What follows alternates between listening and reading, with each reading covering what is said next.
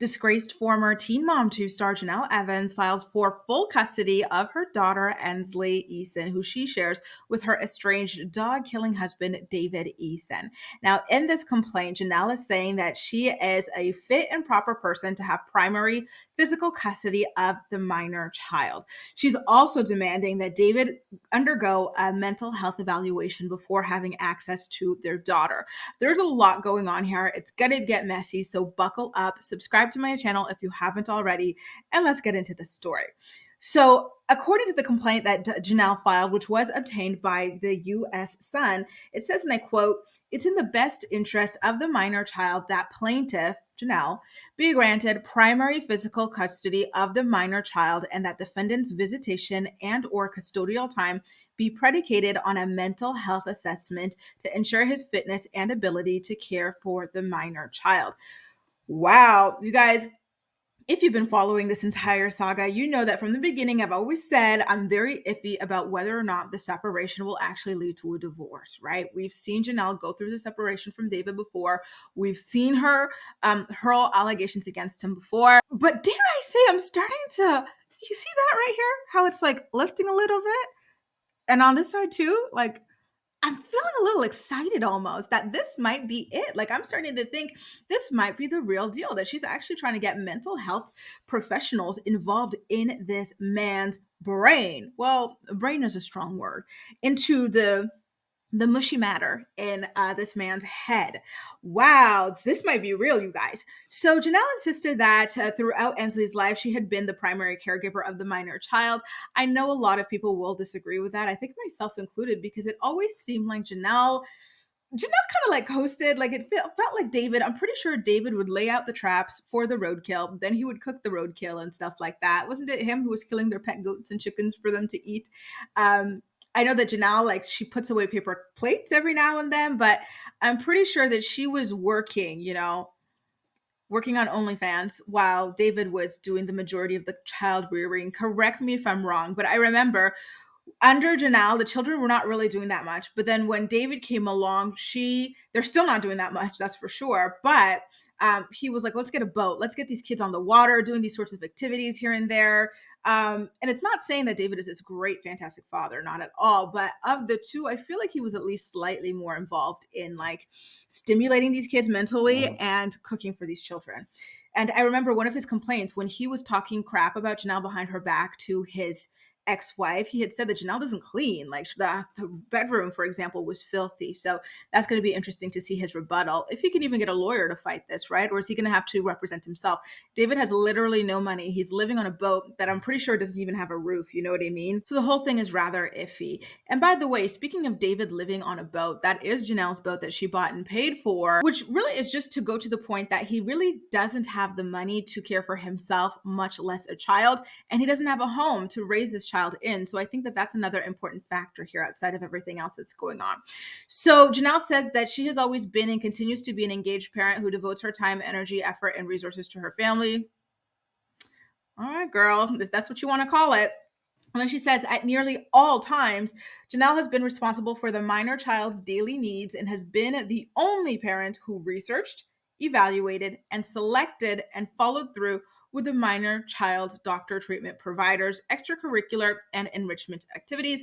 This I can believe when it comes to like health stuff. Unfortunately, it kind of seems like that typically falls on the moms and families. So I could totally believe that for sure. This is where she drops a little bit of information about Ensley's health condition. So Ensley has always sounded rather stuffy when she speaks on Janelle's social media videos and whatnot. And people started wondering, like, what's going on? A lot of people had recommended to she and David that they get her to an ENT specialist as soon as possible. A lot of people had said that, perhaps there's mold on the swamp or something like that that was blocking her airways and preventing her from being able to speak and breathe clearly. So it seems like after a lot of criticism, and this has been going on for like at least a year and a half, you guys, Janelle finally sought to see somebody about that. And then it turns out that Ensley needs to have surgery, according to an ear, nose, and throat doctor. So she's saying that in light of that, something that's really pissing her off about David is that he's aware that Ensley has a problem in her ENT region and that she needs to have a surgery for it, which is rather serious, especially for a child. Yet, quote, defendant made no inquiries as to the child's well-being, treatment plan, or status of the appointment, which I find to be rather alarming, right? You're supposedly this wonderful devoted father, and your child needs to have surgery, and she's still so young, and you can't be bothered to ask about it. Instead, you're on Facebook threatening to air out your ex-wife's dirty laundry. Like, talk about priorities. Or you're out there creating fake Twitter accounts to harass me, using the McDonald's free Wi-Fi whenever you go in there to warm up, to like bother people. Like, dude, use the free Wi-Fi over there to make a WhatsApp call and inquire about your daughter. So Janelle makes a couple of references to extracurricular activities, which I find to be rather interesting because Janelle's children are famously not really all that involved in extracurricular activities. This has always been something that she has been heavily criticized for online because these children are homeschooled, right? Which normally, great, homeschooling is amazing if the people homeschooling the children are able to do that within certain limitations or within certain expectations of, like, a homeschooling curriculum. And we know that David and Janelle don't exactly fall under that category of person, right?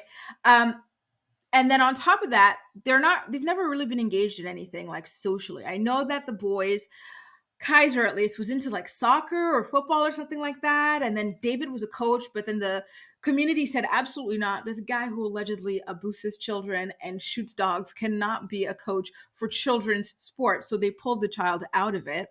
But Ensley, she only recently got put into gymnastics. And I'm talking very recently, when the latest CPS investigation was underway, So it really felt like those kids were isolated on the swamp with nothing but David, Janelle, and TV. When it comes to what potentially could be the reason for David not being the most present father in Ensley's life, Janelle is blaming it on his history of erratic behavior, his substance abuse issues. Remember, she says that all he does is drink at the local pier.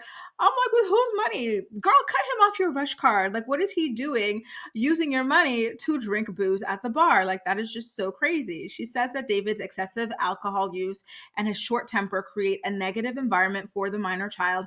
And as a family, plaintiff feels as though they have to walk on eggshells around defendant, as his mood swings are unpredictable and vary in their intensity. When it comes to the mental health evaluation that Janelle wants David to undergo, it is called the MMPI testing. Okay. So Minnesota Multiphasic Personality Inventory testing. And according to her, she wants David to pay for it, which, listen, girl, again, with what money? How is he going to pay for this? You might have to stuff up that cash, or maybe ask the court for an allowance or something in order to get this done, because I don't think that David has the budget for this.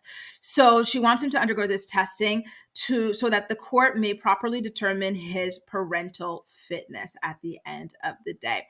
And so she's also talking about how both of them have the responsibility and duty to support Ensley. And she says that she's doing her part. She's earning an income, but David hasn't been doing that since they've been married. So he really needs to get up and start working. Quote, defendant is capable of providing child support for the minor child sufficient to meet her reasonable needs. She's asking David to pay the cost of Ensley's uninsured, out-of-pocket medical, dental, vision, orthodontic, prescription drugs, counseling, tutoring, and testing expenses. Ooh.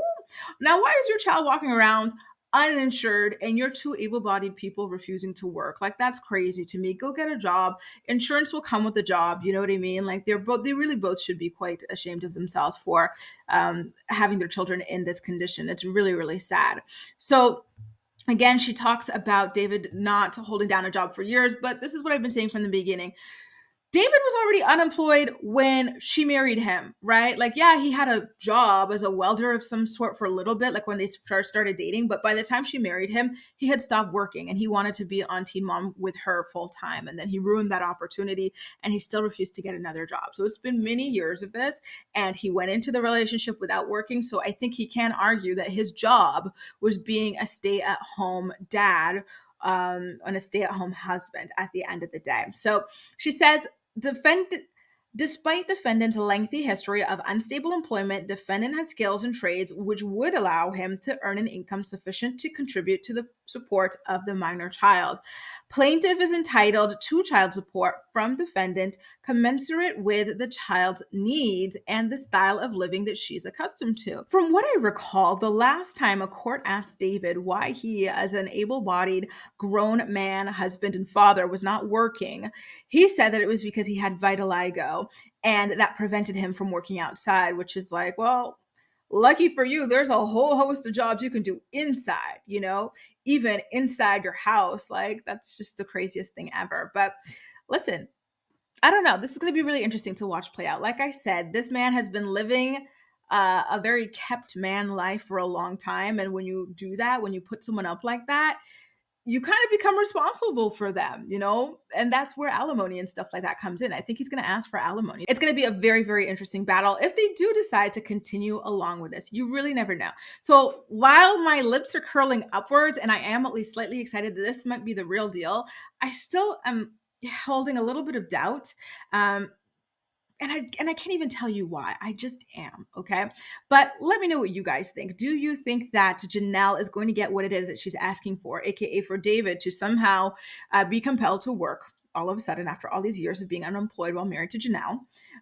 Will he actually have to pay Ensley's medical insurance?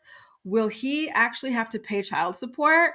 This is all going to be very, very interesting. And I'm also wondering, do you guys think that David's going to be able to find a lawyer to represent him, or is he going to be representing himself?